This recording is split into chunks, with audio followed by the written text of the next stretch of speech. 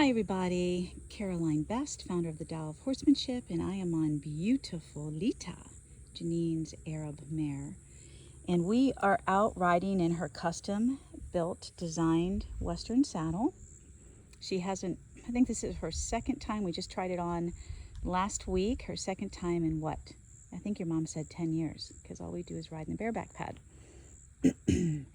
And I'm taking Leeta out this morning to just ride her again. She did great in the arena with this on and stretched, but now I'm taking her out obviously in the 10-acre, which she's used to, but she's by herself with me with the saddle, and she's hitting some thresholds. And it's really important. I'm going to do my best to prepare, or I have been working to prepare Leeta. I'm not worried about Callan. Callan's great. He loves the trail. He's very confident on the trail. But Leeta can get really worked up, trigger stacked. So I'm respecting her threshold. This is her third threshold getting out here. And the gate's right there. There's the barn. So they'll let you know when they walk on. So that was her choice. And that's how I let it be. I don't care if we stand here for 10 minutes and she's hitting another threshold. That's fine. Absolutely fine.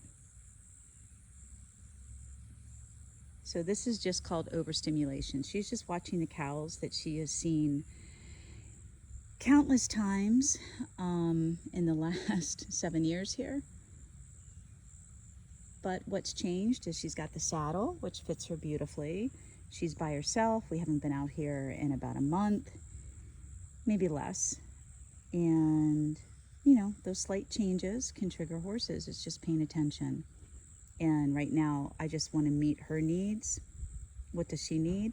She's already tried to turn around a couple of times, and I've just repositioned her and just asked her to stop and just relax.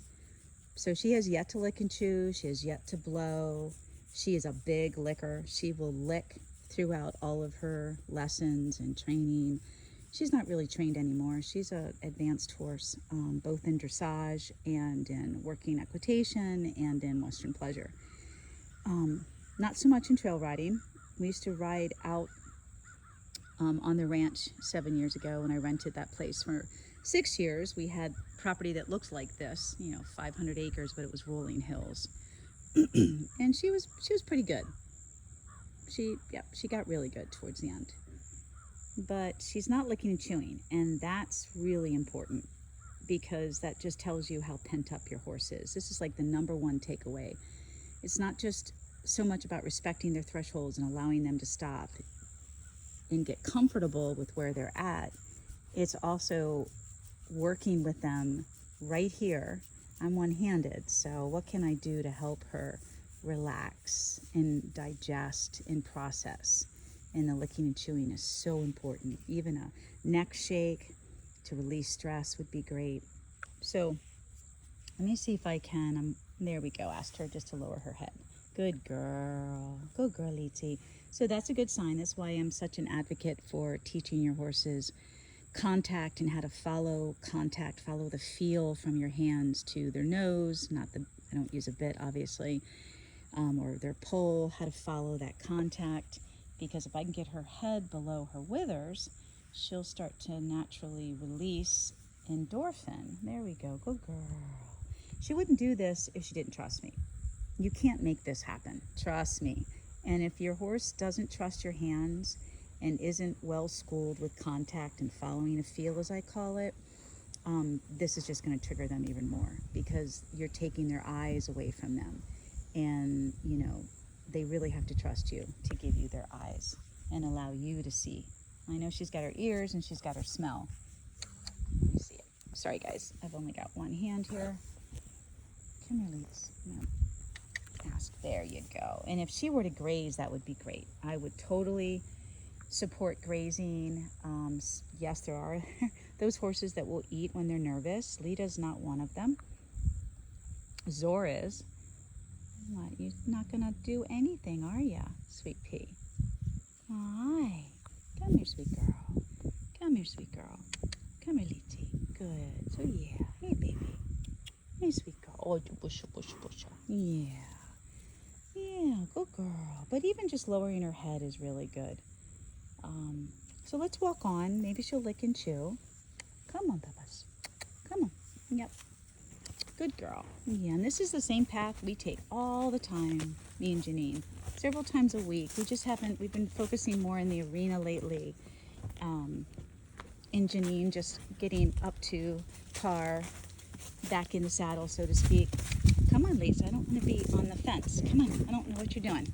I only got one hand. Good girl. But see, her neck is lower, so this is a good sign. But she's stopping again.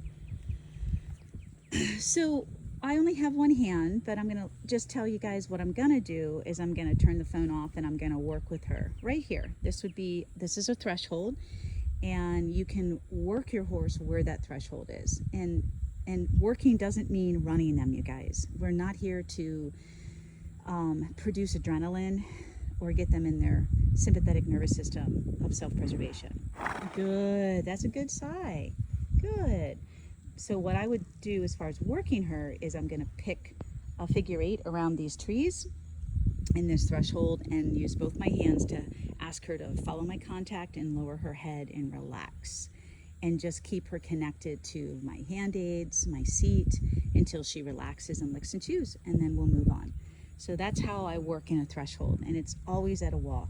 If your horse picks up a trot or there's tons of tension, I'm telling you, the magic is to get them to trust your hands. Not to force them into a frame, but to keep connecting with them, keep talking to them and communicating and asking them to trust your hands.